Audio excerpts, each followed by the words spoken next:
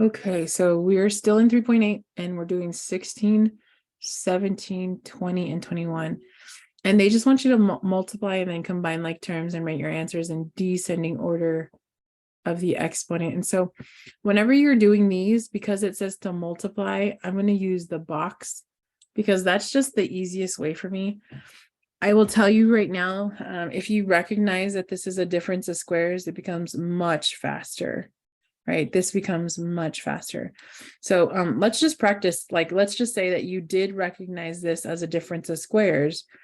Then in reality, you're just going to take x and square it, and then you're going to subtract it from the square root of 13 squared. So x squared is x squared. Square root of 13 squared is minus 13. And so that's your answer, right? And you would have gotten the same thing had you multiplied with the box. I'll do it really quick just so you guys can see, right? So x minus root 13 and x plus root 13. So again, this is x squared minus x root 13 plus x root 13. And then this is, okay, so I'm going to take this part slow, right? So a positive times a negative is a negative. And then root 13 times root 13 is just 13. Right? Notice these two cancel out because negative x root 13 plus positive x root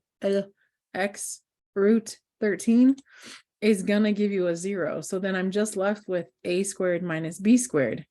Right? So you could do that every single time and multiply out by this box right here, or you can recognize that this is really just conjugates. Remember, we used this word conjugate before.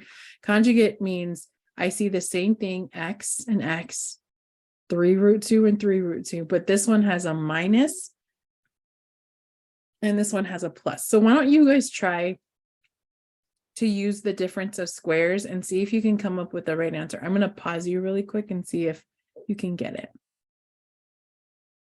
Okay, so if you tried the difference of squares method, you would have said something, oh man, squares is this every time. Okay, you would have said something along the lines of x squared, right? Minus 3 root 2 squared. Right? And then if you square 3 root 2, so let's just kind of take that step at a, like some of you have this down and you're like, I know how to do this. Great. I'm just going to walk it through with some of my other buddies. Okay. 3 root 2 times 3 root 2. That's just going to be 3 times 3, which is 9. Root 2 times root 2 is root 4, which is just 2. So be comfortable in root 2 times root 2 is just 2. 3 times 2, 9 times 2 is 18. So therefore my answer here is x squared minus 18. Now again, if you didn't recognize that this is like a difference of squares, a minus b and a plus b, not a big deal. You could do this every single day of the week. Now this one, Miss Johnson, is this still that? I will tell you right now that yes, yes, yes, and yes. All of these are all difference of squares. Okay. And the way I want you to look at it is the first term and the second term. So let's take a second because this one looks like large and you're like, no, Miss Johnson, there's no way this is a plus b and a minus b. Well, hold on. So first of all, I'm going to highlight my plus and my minus. So here's my plus and here's, the matching minus. Ms. Johnson, how come you didn't put this plus and this minus? Well, because on the left side of it, I see the same x minus 4, x minus 4. And on the right side of it, I see a 2i and a 2i. And remember, if you're dealing with conjugates, you want the terms to be the same, but the operation to be different, right? So x minus 4, they match, right? And then the 2i's and the 2i matches. So when I multiply this out, in reality, it's just going to be the second thing squared and then the first thing squared with a minus in between, right? It's going to go like this. This is the way my brain is thinking about it. First thing squared minus second thing squared, right? And then you're just going to kind of clean it up. Okay. So for this one, I will use a little bit more room because there's just kind of a lot going on. So it'll look like this: x minus 4 quantity squared minus 2i in parentheses squared, right? Right, because you want to square that whole 2i. Okay. On the right side, that's pretty easy. That's negative 4i squared. Negative 4i squared. And then you should see like, oh, I know what I squared is. Do you guys all remember what I squared is? Yeah, I squared is -1. Very good. So because I squared is -1, so this is just going to turn into +4. Okay, this over here is a little bubble called I squared equals -1. Right? Don't forget about that.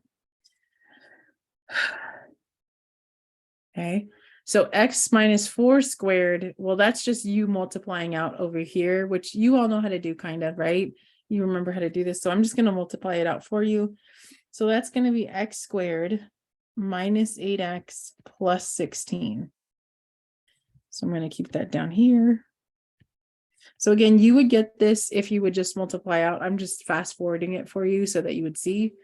And then I would clean up the whole thing and I would get a total answer of x squared minus 8x plus 20. So this is my answer for that one. Okay. And then so the same thing happens here, here, and here. Now, if you forget, okay, let's say you forget. So I'm not going to do all these with you because they all end up being the same. And I think you get the pattern now. But let's say you forget and you're like looking at this and you're like, I'm just going to multiply it out. Guess what? You're still going to get the right answer.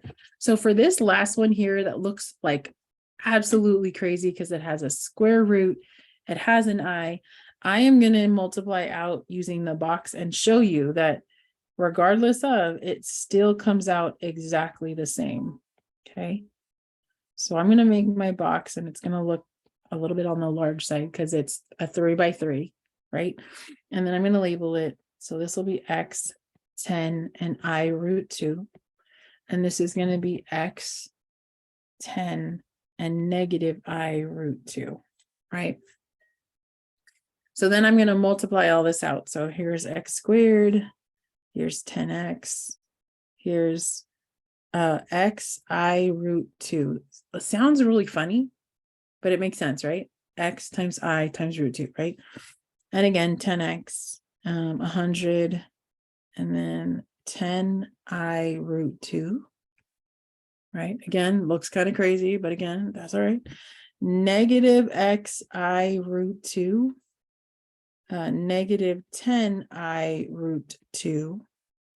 And okay, this is the one that I have to kind of take my time. Negative times positive is a negative. I'm going to make this in a different color so it stands out. And I times I is I squared. And root 2 times root 2, we just talked about that up here, is just 2. And you're like, oh, that I squared again, Miss Johnson. Yes, it's almost like I want you to be looking for, it's almost like a Where's Waldo? And your Waldo is I squared. And so every time you see I squared, you're like, boom, I spotted him. That's -1. So in reality, this thing says negative times -1 times 2, which is just 2. Does that make sense? That negative is that negative. There's I squared, and that's 2. So that just becomes 2. And then you're going to start simplifying. So before you start simplifying, maybe this needs to be a tad bit bigger. But before you start simplifying, look, do you see anything interesting that happens? Do you see anything interesting that happens?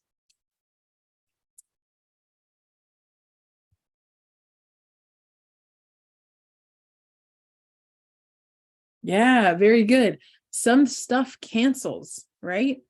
Like negative 10 I root 2 cancels with 10 I root 2. And you're like, really, Miss Johnson? Yes. because this and this are the exact opposite. So you can just say they cancel. Yeah, it equals to 0. I mean, you could write it, but it's just 0. Do you see anything else like that here? You see anything else like that?